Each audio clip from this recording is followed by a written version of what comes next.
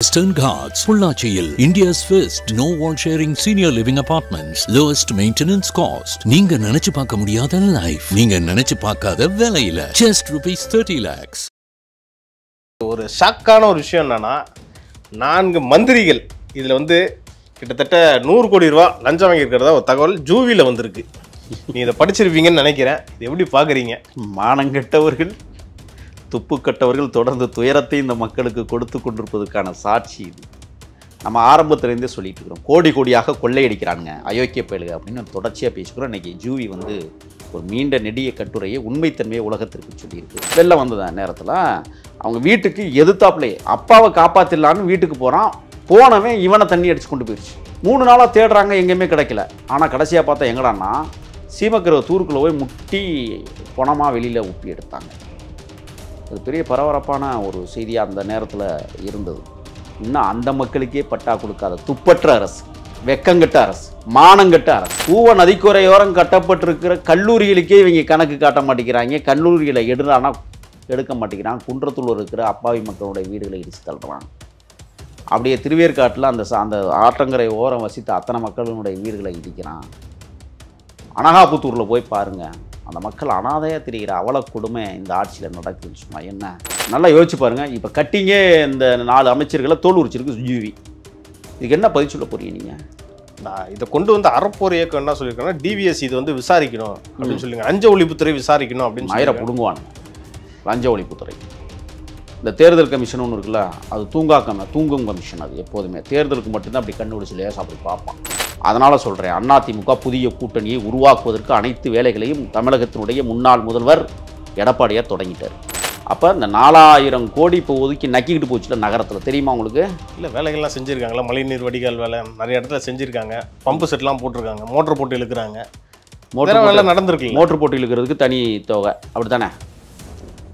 கீழே கட்டமைக்கிறதுக்கு 4000 கோடி, மோட்ரு வைக்கிறதுக்கு 1000 கோடியா? தெரியாதா உங்களுக்கு? சென்னையை பசுஞ்சோலையாக ஆக்கி வைத்திருக்கிற பசுமை திட்டத்தை உருவாக்கி இருக்கிற திருட்டு மாடலாட். அப்போ அடுத்த வாட்டியும் திமுக ஆட்சி வரும் 2.0. ஆமாம், அப்படின்னா என்னன்னு தெரியுமா உங்களுக்கு? தெரியாதுல்ல. இப்போ 17 ஏக்கர் ஆட்டையை போட்டாங்களா? 14 ஏக்கரா? அடுத்து இன்னொரு 14 ஏக்கர் ஆட்டையை போட்டு தான் 2.0. 6856 படுகொலைகள். அப்படியே பெருக்கிக்குங்க, 13000 படுகொலைகள் எல்லாமே. அதான் 2.0. எல்லாம் இரட்டிப்பு. 34 ஆணவ படுகொலைகள் 68 ஆகும்.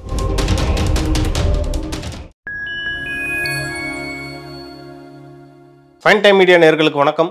இன்று நம்மோடு இணைந்திருப்பவர் தமிழ் தேசிய ஆதரவாளர் திரு முகில் வீரப்பன் அவர்கள். வாருங்கள், அவரிடம் அரசியல் சார்ந்த பல்வேறு கேள்விகளை முன்வைக்கலாம். வணக்கம் சார். வணக்கம். பள்ளிக்கரணை சதுப்பு நிலம், அதாவது ராம்சார் நிலம்னு வகைப்படுத்தப்பட்ட இடத்துல பிளாட்டு, அதாவது அபார்ட்மெண்ட் 1250 யூனிட் அடங்கிய ஒரு ஃப்ளாட்டை கட்டலான்ட்டு தமிழக அரசு அனுமதி கொடுத்ததாக ஒரு தகவல் வெளியாயிருக்கு. இதில் ஒரு ஷாக்கான ஒரு விஷயம் என்னன்னா, 4 மந்திரிகள் இதில் கிட்டத்தட்ட 100 கோடி ரூபாய் லஞ்சம் வாங்கியிருக்கிறதா ஒரு தகவல் ஜூவில வந்திருக்கு.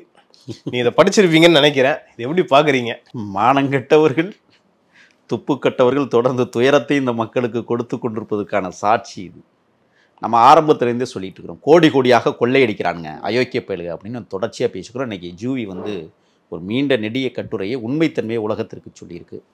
நம்ம இப்போ நம்மளாக பேசலை, ஜூவியாக பேசுகிறோம். அதில் என்ன வந்திருக்கோ அதை தான் இப்போ நம்ம பேசுகிறோம். 1971ஆம் ஆண்டு ஈரான் நாட்டில் தான் இந்த விதிமுறையை கொண்டு வராங்க. ஆமாம் ஆமாம். அது என்னென்னா, பவளப்பாறைகளும் கீழே பவளப்பாறைகளும் பல்லுயிர் பெருக்கங்களும் உருவாகக்கூடிய இடம். இப்போ இது ஈரான் தான் அந்த புவிசார் குறியீடை சொல்லியிருக்காங்க. இந்தியாவில் கிட்டத்தட்ட 85 இடங்கள் இந்த மாதிரி கண்டறியப்பட்டிருக்கு. அதில் அபூர்வமானது என்னென்னா, ஒரு நகரத்தினுடைய மையத்தில் சதுப்பு நிலம் இருக்கிறது சென்னையில் மட்டும்தான். ஓ, அப்படியா? ஆமாம், நகரத்தினுடைய மையத்தில். அழகிய கடற்கரை நிறைந்த, உலகத்திலேயே ஆசியாவிலேயே அற்புதமான கடற்கரை கொண்ட சென்னை மாநகரம். இன்னும் சொல்ல போனால் பக்கத்திலேயே வேடந்தாங்கல் இருக்கு. சென்னை என்பது இயற்கையாக உருவாக்கப்பட்ட ஒரு மாபெரும் நகரம். அவருடைய நடு மையத்தில் இந்த சதுப்பு நிலங்கள் இருக்கிறது. கிட்டத்தட்ட 3800 ஏக்கர். நீங்கள் அங்கே போயிருக்கிறீங்களா? போயிருக்கேன், பார்த்துருக்கேன். கிழக்கு பக்கம் குப்பையில் போட்டு மேடாக்கிட்டாங்களா? கிட்டத்தட்ட 68 நிறுவனங்கள் அங்கே குப்பையை பிரிக்கிற இடத்த உருவாக்கி வச்சுருக்காங்க. அது மட்டும் இல்லை, நூற்றுக்கணக்கானவர்களுக்கு அந்த குப்பையிலேருந்து வாழ்வாதாரத்தை கொடுக்குற இடமாகவும் அதை மாற்றி வச்சுருக்காங்க. நடுவில் பள்ளிக்கரணையிலேருந்து பெருங்குடி போகிற சாலை, ஆமாம், நீண்ட நெடிய சாலை. நீண்ட நெடிய சாலை. அந்த குறுக்கு சாலை போட்டாங்கல்ல, அதுலேயே கிட்டத்தட்ட மொத்தமாக 40 ஏக்கருக்கு மேலே அந்த இடத்த நிரப்பிட்டாங்க. ரோடு ஓகே, சாலையை போட்டு நிரப்பிட்டாங்க. நீங்கள் இப்போ அது தெற்குப்புறம் பார்த்தீங்கன்னு வச்சுக்கோங்களேன், அந்த சதுப்பு நில மண் இருக்குல்ல, அது உப்பு படிந்த மண்ணாக காட்சி தரும். நீங்கள் பார்த்தீங்கன்னா தெரியும். சரி, காஞ்சி போச்சுன்னா நல்லா தெரியும், ஈரப்பதமாக இருந்தால் தெரியாது. அந்த தெற்குப்புறம் இருக்கிற அந்த பகுதிகளில், மேற்கு பகுதிகளில் சித்தாளுக்கு போகிறவங்க, கொத்தனார்கள், ஆண்டாண்டு காலமாக உழைப்பாளர்களாக இருக்கக்கூடிய உழைப்பாளிகள், கிட்டத்தட்ட 20 வருடங்களுக்கு மேலே அங்கே வந்து அந்த சதுப்பு நிலத்தின் ஓரமாக அவரவர்கள் வந்து வீடு கட்டி குடியிருக்கிறாங்க. நிறைய பேருக்கு அங்கே இன்னும் வர பட்டா கொடுக்கல. நீங்கள் 3 ஆண்டுகளுக்கு முன்பு பார்த்தீங்கன்னா ஒரு தம்பி வந்து தண்ணீரில் அடிச்சுட்டு போய் அங்கே செத்து போனான் தெரியுமா, பள்ளிக்கரணையில். அப்படிங்களா? நான் நேரடியாக போய் அந்த தம்பியை பார்த்தேன். போய் கருவக்காட்டுக்குள்ள அப்படியே சுருவி கிடந்தது. வெள்ளம் வந்த டைம்லையா? வெள்ளம் வந்தது நேரத்தில் அவங்க வீட்டுக்கு எதிர்த்தாப்புலையே. சரி, அப்பாவை காப்பாற்றிடலான்னு வீட்டுக்கு போகிறான். போனவன் இவனை தண்ணி அடிச்சு கொண்டு போயிடுச்சு. 3 நாளாக தேடுறாங்க, எங்கேயுமே கிடைக்கல. ஆனால் கடைசியாக பார்த்தா எங்கடான்னா சீமக்கரை தூருக்குள்ளே போய் முட்டி பணமாக வெளியில் உப்பி எடுத்தாங்க. இது பெரிய பரபரப்பான ஒரு செய்தியாக அந்த நேரத்தில் இருந்தது. இன்னும் அந்த மக்களுக்கே பட்டா கொடுக்காத துப்பற்ற அரசு, வெக்கங்கட்ட அரசு, மானங்கட்ட அரசு. ஆனால் இன்னைக்கு எத்தனை அமைச்சர் உள்ளே வர்றான்? 4 அமைச்சர்கள் உள்ளே வர்றான். இந்த 4 அமைச்சர்களும் அயோக்கிய பயலுங்க அப்படின்னு நான் சொல்லலை. தோல் உரிக்குது ஜூனியர்களிடம். யார் அதில்? தொழில்துறை அமைச்சர் தொழில்துறை அமைச்சர் டிஆர்பி ராஜா, இந்து சமய அறநிலைத்துறை அமைச்சர் சேகர் பாபு, ரவுடித்துறை அமைச்சர் பேரை மாற்றிருங்க. அப்புறம் நிதித்துறை அமைச்சர் தங்கம் தென்னரசு. அவர் வந்து நிதித்துறை இல்லை, நீதித்துறை. ஆமாம். அடுத்து பார்த்தீங்கன்னா முன்னாள் அமைச்சர் பொன்முடி. அவர் எதுக்கு இப்போ உள்ள வந்தாரு? ஏன்னா அவர் அமைச்சராக இருக்கும்போது தான் இதுக்கு கொடுத்துருக்காரு, அனுமதி கொடுத்துருக்காரு. இல்லை, நீங்கள் 4 பேரை தான் சொல்கிறீங்க, இன்னொருத்தர் உள்ள இருக்கிறாரு தெரியுமில்ல? அப்படிங்களா? யார்? ஆமாம். நீங்கள் இப்போ இந்த 3800 ஏக்கரில் 14.7 ஏக்கர் நிலத்தை கையப்படுத்திட்டாங்க. ஆமாம். எதுக்குடான்னா 1250 அதாவது குடும்பங்கள் வசிக்கக்கூடிய அளவுக்கு மிகப்பெரிய ஒரு அப்பார்ட்மெண்ட்டை அடுக்குமாடி குடியிருப்பு. சகதிக்குள்ள வீடு கட்ட துணிஞ்சிட்டான். இவங்களுக்கு வழிகாட்டி என்ன தெரியுமில்ல? கடற்குள்ள பாலம் போட்டலாம். தண்ணிக்குள்ளே நம்ம பாலம் போட்டோம், சகதிக்குள்ள போட மாட்டோமா? நாலு பின்ன அங்கே எதாவது இடிஞ்சு விழுந்துருச்சுன்னா யாருங்க பொறுப்பு? அதெல்லாம் அக்கறையா இருக்காது. அது எத்தனை கோடி சுருட்டெழுப்ப? 100 கோடியா? அதாவது லஞ்சம் 100 கோடி, 2000 கோடி ப்ராஜெக்ட். இது எந்த நிறுவனம் எடுத்திருக்குன்னு சொன்னா பிரிகேடு மோர்கான். பிரிகேடு நிறுவனம். இது பெங்களூர் தெரியுமில்ல? இந்த பிரிகேடு நிறுவனம் வந்து இப்போ இதை யார் இங்கே கொண்டு வந்திருப்பான்னு நீங்கள் நினைக்கிறீங்க? ஒரு சந்தேகத்தை நம்ம எழுப்புறோம். அதாவது சென்ற ஆண்டு நடைபெற்றுச்சுல சார் அந்த மாநாடு. ஆமாம். அந்த மாநாட்டில் வந்து இந்த மோர்கான் அந்த நிறுவனம் வந்து முதலீடு பண்ணுறாங்கன்னு அமைச்சர் சொல்கிறாரு டிஆர்பி ராஜா. இதில் என்னன்னு கேளுங்க, 2023 அனுமதி கொடுத்தான் இதை கட்டுறதுக்கு. யார் கொடுத்ததுன்னா சுற்றுச்சூழல். ஆமாம், சரிங்களா? 2025 அது எல்லாத்தையும் முடிச்சுட்டாங்க. 3 மாதத்தில் சென்னை பெருநகர குழுமம் வந்து அனுமதி கொடுக்குது. அதுக்கு யார் லீடர்னா ரவுடித்துறை அமைச்சர் சேகர் பாபு. அறநிலைத்துறை அமைச்சர்னா இல்லை, அது எனக்கு மைண்ட்லேயே வரமாட்டேங்குது. புரியுதுங்களா? இப்போ இவங்க வந்து என்ன செஞ்சிட்டானுங்கன்னா 3 நாளையில் அனுமதி பெற்று ஆட்டையை போடுவதற்கு 100 கோடி பேரம், தலா 25 கோடியெல்லாம் எடுத்துருக்க மாட்டாங்க. இது வந்து 100 கோடி லஞ்சம்னா ஒரு தலைக்கா இல்லை? இல்லை 2000 கோடி ஒதுக்கியிருக்கிறாங்க. ஓகே, 100 கோடி இவங்க 4 பேரும் பிரிச்சுட்டாங்க. அதில் 4 பேருக்கு 25 கோடியெல்லாம் போயிருக்காது. ஓகே, 50 4 பேர் பிரிச்சிருப்பாங்க, மீது 50 எங்கே போகணுமோ அங்கே போயிருக்கும். புரியுதுங்களா? ஏன்னா 3 தொகுதிக்கு தேர்தல் செலவுக்கு வந்துருச்சுல, 15 கோடி ஒரு தொகுதிக்கு, 3 தொகுதிக்கு காசு வந்துருக்குதுல. அந்த வேலையை இப்போ கச்சிதமாக பண்ணுறாங்க, ரொம்ப சிறப்பாக பண்ணிக்கிட்டு இருக்காங்க. ஏப்பா அந்த 3800 ஏக்கரே ஆட்டை போடுங்கடா, எதுக்கு மிச்சத்தை வைக்கிறீங்க? கொஞ்சம் கொஞ்சமாக போடலாம்னு நினைக்கிறீங்களா? மொத்தமாக மூழ்கிருச்சுன்னா என்ன? ஏங்க, கூவ நதிக்கரையோரம் கட்டப்பட்டிருக்கிற கல்லூரிகளுக்கே இவங்க கணக்கு காட்ட மாட்டேங்கிறாங்க. கல்லூரிகளை எடுக்க மாட்டேங்கிறான். குன்றத்தூர் இருக்கிற அப்பாவி மக்களுடைய வீடுகளை இடித்து தள்ளுறான். அப்படியே திருவேற்காட்டில் அந்த ஆற்றங்கரை ஓரம் வசித்த அத்தனை மக்களுடைய வீடுகளை இடிக்கிறான். அனகாபுத்தூரில் போய் பாருங்கள், அந்த மக்கள் அனாதையாக தெரிகிற அவல கொடுமை இந்த ஆட்சியில் நடக்குதுன்னு சொன்னால் என்ன? ஏன்டா பைத்தியக்கார பயலுகளா? ஏழைகளை வதைக்கிற அரசு. அப்படித்தானடா வதைச்சி இந்த குப்பம் என்கிற பெயரில் வாழக்கூடிய அன்றாடங்காட்சி மக்களை ஒரு அயலான மெட்ராஸுக்கும் அவனுக்கும் தொடர்பே இல்லை, சென்னைக்கு அவனுக்கும் தொடர்பே இல்லைன்னு கொண்டு போய் எங்கே போட்டிய? கண்ணகி நகர். கண்ணகி நகரில். இன்றைக்கி கண்ணகி நகர் எங்கே நிற்கிது? உலக அளவே தெரிஞ்சிருக்கு, தங்கப்பதக்கம் வாங்கியிருக்கு. அந்த கோடான கோடி வாழ்த்துக்களை அந்த மகளுக்கு நான் கார்த்திகா கார்த்திகா மகளுக்கு என்னுடைய பணிவார்ந்த செம்மார்ந்த நான் வணக்கத்தை தெரிவிச்சுக்கிறேன். ஒரு ஒடுக்கப்பட்ட அடக்கப்பட்ட சமூகத்திலிருந்து அம்மா என்ன வேலை செய்கிறாங்க? துப்புரவு பணியாளர். அப்பா என்ன வேலை செய்கிறாரு? சித்தாளு. மானங்கட்ட ஆட்சிக்கு சவுக்கடி கொடுத்த என் மகள், துப்புக்கட்ட துயரங்கட்ட ஆட்சி. நீங்கள் அன்றாடங்காட்சி மக்களாக நீங்கள் அப்புறப்படுத்துறீங்கன்னா அப்பப்போ அது வெளிப்படும்டா வெண்ணப்பயல்களா. இன்னைக்கு சதுப்பு நிலத்தை கொண்டு வந்துட்டாங்க, மக்கள் வெறுப்பாகுகிற நிகழ்ச்சியை தொடங்கிட்டாங்க. இது எதை கொண்டு அடிக்கிறதுன்னு எனக்கு தெரியலை. நம்ம தொடர்ச்சியாக சொல்லிக்கிட்டு இருக்கிறோம். நீங்கள் இந்த இதுலேயே 100 கோடி கண்ணுக்கு தெரிய அடிக்கிறாங்க அப்படின்னா கண்ணுக்கு தெரியாமல் இதில் எத்தனை கோடி அடிப்பான்? நல்லா யோசிச்சு பாருங்கள். இப்போ கட்டிங்கே இந்த 4 அமைச்சர்களை தோல் உரிச்சிருக்கு ஜிவி. இதுக்கு என்ன பதில் சொல்ல போறீங்க நீங்கள்? இதை கொண்டு வந்து அறப்போர் இயக்கம் என்ன சொல்லியிருக்காங்கன்னா, டிவிஎஸ் இது விசாரிக்கணும் அப்படின்னு சொல்லுங்க, லஞ்ச ஒழிப்புத்துறை விசாரிக்கணும் அப்படின்னு மயிரை பிடுங்குவானுங்க. லஞ்ச ஒழிப்புத்துறை, இந்த தேர்தல் கமிஷன் ஒன்று இருக்குல்ல, அது தூங்கும் கமிஷன். அது எப்போதுமே தேர்தலுக்கு மட்டும்தான் அப்படி கண்ணு விடிச்சு லேசா அப்படி பார்ப்பான். ஆடு வித்துப்பிட்டு காசு கொண்டு வராம பாருங்க, அதை பிடிங்குவேன். இப்பவே ஆவின் பால் வண்டியில் காசு போய்கிட்டு இருக்குடா பைத்தியக்காரங்களா. இப்பவே கொண்டு ஒடுக்கிட்டாங்க தெரியுமா? என்னென்ன வண்டியில் போகுதுன்னு சொல்கிறேன். ஆவின் பால் வண்டி, ஆம்புலன்ஸ் வண்டி, இந்த பாருங்க இந்த பார்சல் சர்வீஸ் வண்டி. இப்போ பார்சல் சர்வீஸ்லாம் புதுசாக கிளம்புறான். என்னடானா எல்லாம் பணம் தொகுதி வாரியாக கொண்டு இறக்குறதுக்கு. நைட் அந்த டிராஃபிக் போலீஸ்லாம் செக் பண்ணுறாங்களே வண்டியில். டிராஃபிக் போலீஸுக்கெல்லாம் ஒரு 5 தாள் அப்படியே கொடுத்தோம்னா சல்யூட் அப்படி வெறப்பா அடிப்பான்.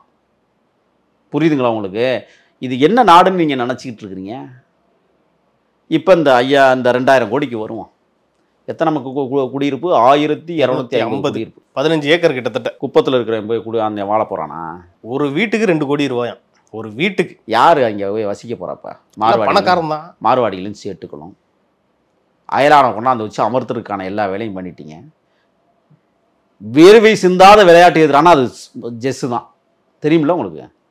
மூளைக்கு மட்டும்தான் வேலைன்னு சொல்லுவாங்க. அது என்ன இளவு விளையாட்டோ அது ஒரு விளையாட்டு. சோம்பேறிகள் விளையாடுகிற விளையாட்டு. அது மூளைக்கு நல்ல வேலை கொடுக்குது. அது எப்படி சோம்பேறிகள்னு சொல்லுவாங்க? சோம்பேறி தான். உலக அளவில் ரொம்ப பிரசித்தி பெற்ற ஒரு விளையாட்டு. பயங்கரமான விளையாட்டு. 2 பேரும் உட்காந்துக்கிட்டு டேபிளில் உட்காந்து நக்கரைச்சிக்கிட்டு விளையாடுறது ஒரு விளையாட்டு. அதுக்கு பேர் விளையாட்டு இல்லைங்க. அதை ஏன் விளையாட்டு போட்டியில் கொண்டாந்து சேர்த்தான்னு தெரியல. கிட்டிப்புள்ள சேர்த்தானா விளையாட்டில்? இல்லை. கோழிக்குண்டை சேர்த்தானா? ஏன் சேர்க்கல? நான் ஏன் இருக்கேன் இந்த இடத்துக்கு நான் வர்றேன் தெரியுமில்ல? செஸ் போட்டியில் ஜெயிச்சவனுக்கு 5 கோடி கொடுத்தாங்க. யுகேஷுங்கிறவருக்கு இந்த ஆட்சி கொடுத்துச்சு. ஆனால் என் கருப்பர் நகரத்தில் பிறந்த என் கருப்பு தங்கம் கார்த்திகா. அது என்ன சொல்றாங்கன்னா, குகேஷ் உலகளாவிய போட்டியில ஜெயிச்சாரு. இது ஆசிய அளவுகளான போட்டி தான். இது அதுக்கு தான் 25 லட்சம். அது மட்டும் இல்லாம மேயர் கார்பரேஷன் சார்பாக ஒரு 5 லட்ச ரூபாவும் கொடுத்துருக்காங்க. மொத்தம் 30 லட்ச ரூபா கொடுத்துருக்காங்க. ரொம்ப சிறப்பு, பயங்கரமான சிறப்பு. விஜய் நிகழ்ச்சிக்கு பாருங்க, 1 ரூபா கொடுத்தான திமுகக்காரன். எடப்பாடியார் கூட நேற்று போய் அந்த தங்கையை சந்திச்சுட்டு மகளை சந்திச்சுட்டு வாழ்த்து தெரிவிச்சுட்டு சால்வையெல்லாம் போட்டு தற்பொழுது 1 லட்ச ரூபா நிதியை கொடுத்துட்டு வந்திருக்கிறாரு. திமுக நிதி கொடுத்துச்சா? அரசு கொடுத்துச்சு 25 லட்சம். திமுக அப்படிதான் செய்தி எதுவும் பெருசாக வரல, தகவல் எதுவும் வரல. இவங்க என்ன தெரியுமா யோசிக்கிறாங்க? எங்க கட்சி கொடுத்துச்சுன்னே பேசுறாங்க. அரசாங்கம் கொடுத்ததை உங்களுக்கு புரியும்னு நினைக்கிறேன். திமுக அரசாங்கம் கொடுத்துச்சு, திமுக கொடுக்கல. நீங்க கரூர்லையும் 10 லட்சம் கொடுத்தான்ல, அதையே எங்க கட்சி தான் கொடுத்துருச்சுன்னு பேசுறான். ஆனா கலாச்சாரத்துக்கு 10 லட்சம் கொடுத்தது உங்க கட்சி தான்டா அப்படின்னு பேசுவானா? யோசிச்சு பாருங்க நீங்க. இவங்க எவ்வளவு மூலவாதிகள். அந்த 200 ரூபாய் எல்லாம் திரியிறானுங்களே நிறைய பேர். இப்போ அவனுக்கு 2 லட்ச ரூபா தெரியுமா உங்களுக்கு?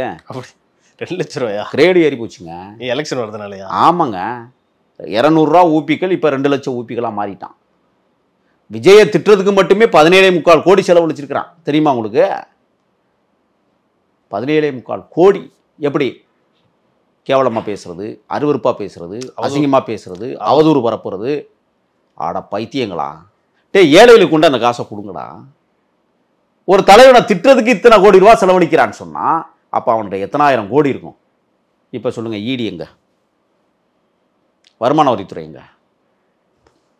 கொடுங்குறாங்களா? நான் கேட்குறேன். எதுக்கு ஈடி எதுக்கு உடந்தன்றீங்களா? உடந்தங்க. அவங்களுக்கு தெரியாமல் எதுவுமே நடக்காதுங்க. பணங்கள் எங்கெங்கெல்லாம் பதுக்கப்பட்டிருக்குங்கிற துல்லியமாக தெரியுங்க. எடுப்பானா? எடுத்தா அவனுக்கு சிக்கல், கொண்டுருவாங்க. ஒரு பெரிய ரவுடி கும்பல் ஒவ்வொரு கட்சிக்கும் இருக்கு. திமுகவுக்கு கூடுதலாகவே வச்சுருப்பானுங்க. சாதாரணம் நினச்சிக்கிட்டு இருக்கீங்களா நீங்கள்? இப்போ இதில் 100 கோடி அந்த நிறுவனத்தை கொண்டு வந்தது யாராக இருக்கும்னு நீங்கள் யோசிங்க. கலைஞருடைய புதல்வி செல்வி அம்மாள் பெங்களூரில் தான் இருக்காங்க. அப்படியா? ஆமாம். அவங்க மூலமாக தான் இந்த நிறுவனம் இப்போ சென்னைக்குள்ள வந்திருப்பதாக பல பேர் பேசுகிறத நம்ம கேட்க முடியுது. அப்போ இவங்களுடைய திட்டம் தமிழ்நாட்டை சுரண்டி கொளுத்து கொள்ளையடிக்கிற கும்பலாக மாறிட்டாங்க. இவங்க ஒரு விஷயம் தெரியுமா உங்களுக்கு? திமுக 10 வருஷம் தொடர்ச்சி ஆண்ட வரலாறு உண்டா? இல்லை, கிடையாது. இல்லை. ஏன்? ஏன்னா மக்கள் அடாவடிகள், அயோக்கியத்தனங்கள், பொறுக்கித்தனங்கள். அதாவது இந்த கேள்வியை தான் நான் உங்கள்கிட்ட கேட்கணும்னு நினச்சேன். என்னன்னா 4.5 வருஷம் நல்லா பண்ணதா அவங்களே சொல்கிறாங்க. ஆனால் வந்து அடுத்து வரக்கூடிய இன்னும் ஒரு 6 மாதத்தில் எலெக்ஷன் வருது, இவங்களே வந்து அவங்க தலையில் மண்ணை போட்டுக்கிறாங்களா? அப்படி இல்லை, கேள்வி வருது. 5 வருஷமாகவே மண்ணை போட்டுக்கிட்டு இருக்கேன், நம்மளுக்கு தான் தெரியல.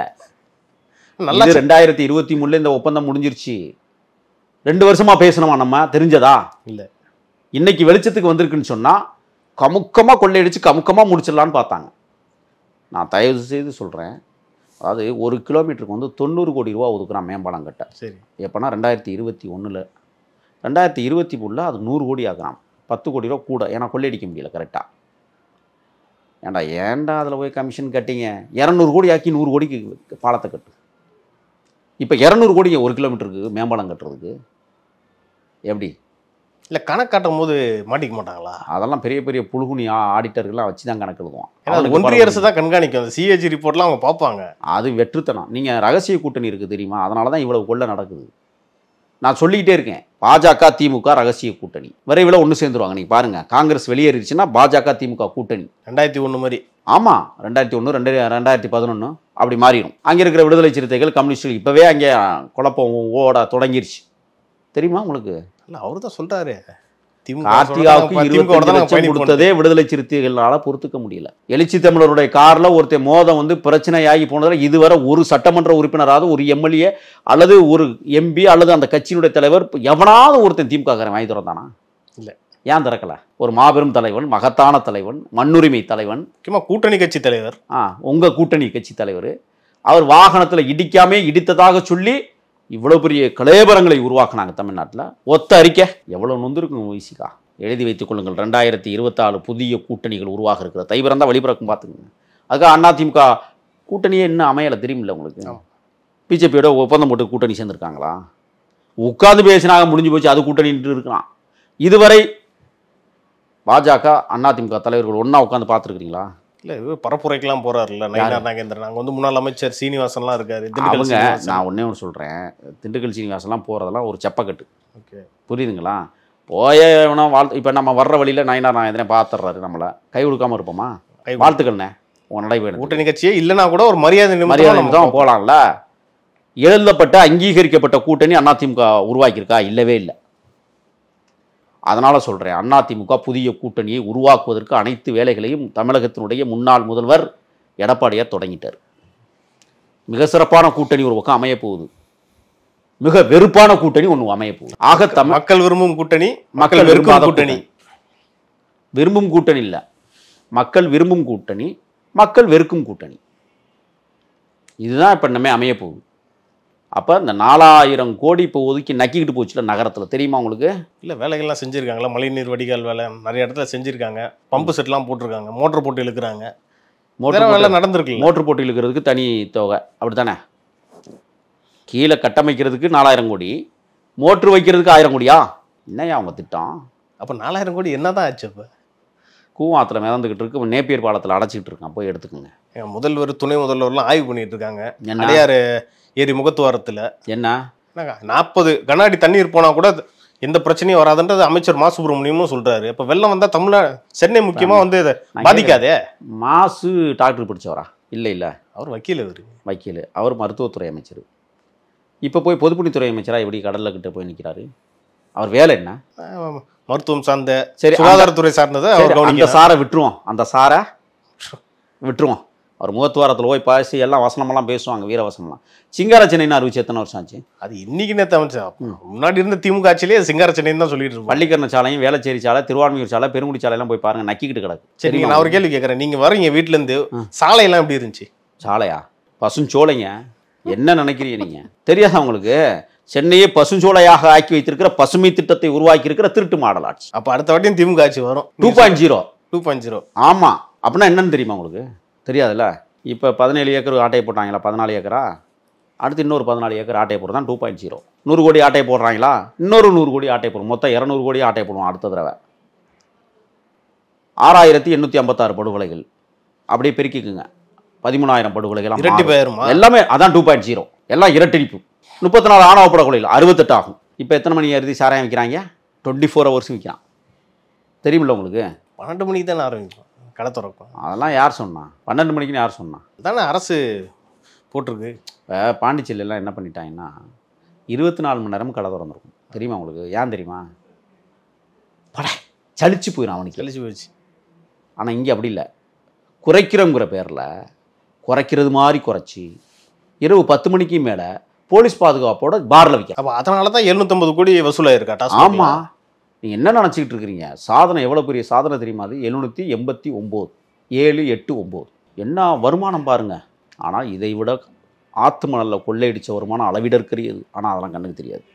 ஈடிக்கும் தெரியாது, பூடிக்கும் தெரியாது, பீடிக்கும் தெரியாது. இந்த சென்னை மாநகரத்தில் தூங்காவாக நடுறான்ல, ஏன் நடுறான்? எல்லா சந்து பொந்தெல்லாம் தூங்காவாக மரம் தான் நிற்கும். நிழலுக்கா?